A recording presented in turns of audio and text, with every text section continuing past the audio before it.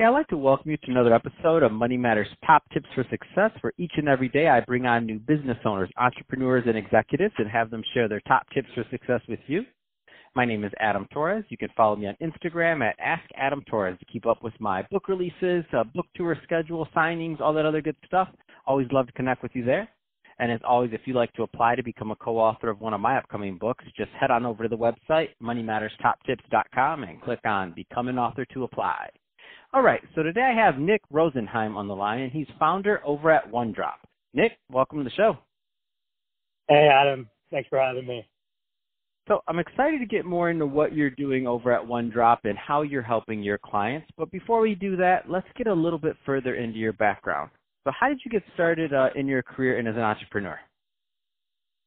So I live in New Mexico now, but I'm from San Francisco, so I was kind of born into that world. But when I was at UC Santa Barbara, I became really interested in their technology management program, and ended up being the president of the Entrepreneurs Association my senior year on campus.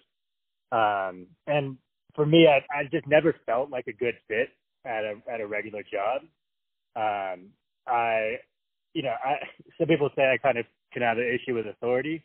And I disagree a lot, with kind of a top-down thinking model. And so, I either got fired or quit from every job I'd ever been in. So when the possibility of entrepreneurship opened up to me, it seemed like the most obvious path. And so I pursued it in college, pursued it after college, actually left Silicon Valley in 2014 to go live in a Zen center in New Mexico for 2 years. So I completely unplugged, and then started this company shortly after. Wow, what an amazing story! And I love it because number one, I haven't heard of somebody quite giving themselves that space to unplug. So that's super interesting to me. And I'd like to kind of go a little bit further on that.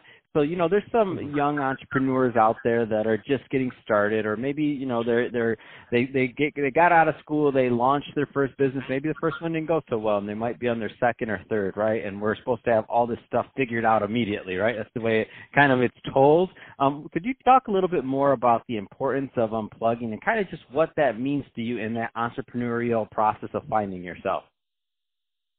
Yeah, I think first of all, you have to think about what happens, when you do unplug. And, what are we really trying to do as entrepreneurs? And that's step into the world and evolve it towards a more conscious, sensitive, and honestly more fun place to live in, both for us, and for the environment and all the creatures that inhabit it. So what happens when you unplug is you actually start to tap into a more relaxed, open creativity that gives you more of the feeling like you can risk everything and lose nothing. And I think a lot of entrepreneurs run from more of a scarcity mindset of I have to create, I have to do this, I have to make this business work.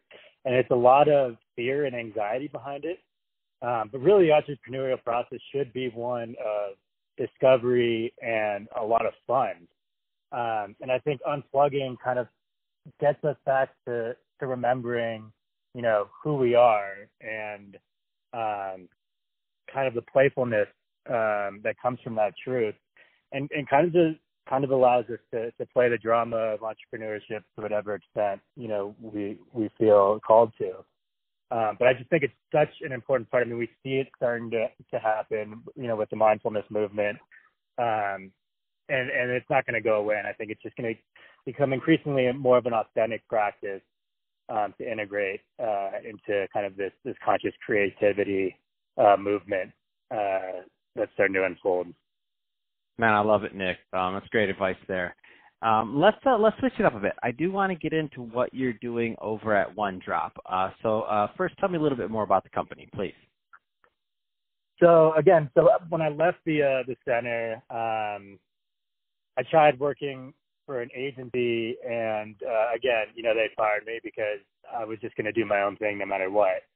So even though, I proved to myself, working at that agency that I hadn't fallen behind, in those 2 years, and that I was still getting the results that I intended to for clients. I was just doing it a different way. So it became obvious to kind of evolve, into my own business, which soon became OneDrop. And the idea of OneDrop is really promoting ethically aligned companies that are creating positive change in the world, and also being very transparent about metrics and performance. I want my clients to succeed, and if they aren't succeeding, I want them to fire me. And so, having both this alignment and pushing, what's good in the world, but also being really truthful about the results that I'm getting, lay the foundation kind of for OneDrop. What do you find are some of the, and so we're definitely working in that socially conscious space, and I mean, and what's interesting to me is that this it's evolving to the point where it's not going to be a space. At some point, it'll be just the way business is done is the ideal scenario. That being said, any kind of trends that you care to comment on from your vantage point of kind of working in and day out in that space? Socially conscious, but digital marketing in general. I think one of the big shifts I'm seeing is in the brand voice, and having businesses be a lot more relaxed and colloquial in the way that they talk to their customer base.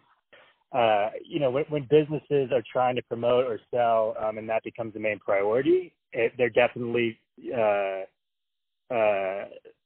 sets kind of a barrier between them and the consumer.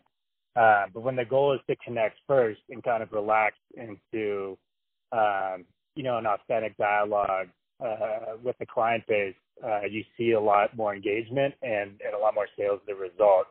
And it happens as a byproduct of connecting. It doesn't happen, as a result of going out and grasping for sales. So I can see, I can see that trend continuing to evolve, and also consumers expecting that from businesses. To stop kind of putting on this mask, and start to just kind of drop down and meet people where they're at. Yeah, and I love that, to where you can even and I mean, where I first noticed that, and I don't know if I'd put them in that space, but some of the bigger companies or even restaurant chains when you on Twitter, Mm-hmm. That's where I remember first seeing it for the first time, where it felt like a big company was talking directly to me because I was reading their Twitter feed, and I'm like, whoa! And now I see that in other platforms in other ways, and it's almost that one-to-many relationship where you feel like it and you feel part of the company, you feel more bought in on their mission, and frankly, for me as a consumer, I'm more likely to spend dollars with them. So it makes perfect sense what you're saying. Where do you find that some companies and I don't mean a specific company, but I mean in trying to evolve to this new way of, let's say, reaching your customer base or potential consumer base, make a mistake in trying to kind of bridge that gap? What do you find? And I know it's going to vary, by the way, from company to company, but I mean, where do you find are some of those common themes of where they kind of miss the mark on that? Well, I mean, I think, this comes within the brand, the brand organization time, which is usually early on for a startup, but really defining who you are. I think the brands that tend to struggle with this are usually a little bit unclear, or they have not a consistent message across platforms, usually because they have multiple people running different platforms, and it just doesn't give the same feel. So you really need an anchor. And sometimes, ask clients what's this song, that you feel represents your customer, your company, and then really feel into, what is that song? Is it, Thunderstruck by AC/DC? Oh my gosh, hold on. That was what I was thinking. Stop. I can't right now, Nick. I wake up to that song every morning. I was thinking it. I swear I wrote it down. I'm tapped into you right now, so I'm glad I could pull that out. But maybe it's something softer, maybe it's like some relaxed hip hop, like atmosphere, something like that. And really, because that gives you a feel more than just a brand statement, which are usually vital but a little bit more generic. So I really encourage, companies to pick, some music that helps them feel into what the color of the brand, that kind of emotional color of the brand, and that can be a great way to anchor communication and make it feel super authentic, but also blended across all mediums. Man, that's awesome. So, Nick, if somebody's listening to this and they want to learn more about OneDrop, first, what's the kind of so they know if they're the right type of company to reach out to you, what's your sweet spot? What's the type of company that you like to work with? Let's start there. Sure. So as far as size, generally I work with companies that have received some funding. So usually kind of my sweet spot is this area, where a company still doesn't want to invest in bringing someone in, a full-time marketer in-house, but they have some funds to right now start to step on the gas and want somebody who's experienced with the landscape that they can trust to help grow them, from a startup to a more repeatable, trustworthy business model that's generating sales in a consistent way. But I've also worked with very large companies as well. So the most important thing to me isn't the size of the company as it is the mission and the impact they're having in the world. So environmental companies are great. Obviously worked with some spiritual type of companies, although I'm a little bit more discerning with that. And then organic food, design, really just inspirational people that want to kind of flip the chapter in the world and start making some awesome products and some really needed services. That's awesome. So Nick, what is the best way for someone to reach out to you over at OneDrop and connect? So yeah, you can go to my website at marketingonedrop.com. That's not a letter, so it's marketing ONEDROP.com, and you can also email me at nick@marketingonedrop.com. Also, obviously, you can find me on Facebook, at LinkedIn, even Twitter, if you want. So I encourage everyone to reach out who may be interested in partnering, and at the very least, I'm always interested in talking to people and seeing kind of where they're at and what their vision is and how they feel about it. That's awesome.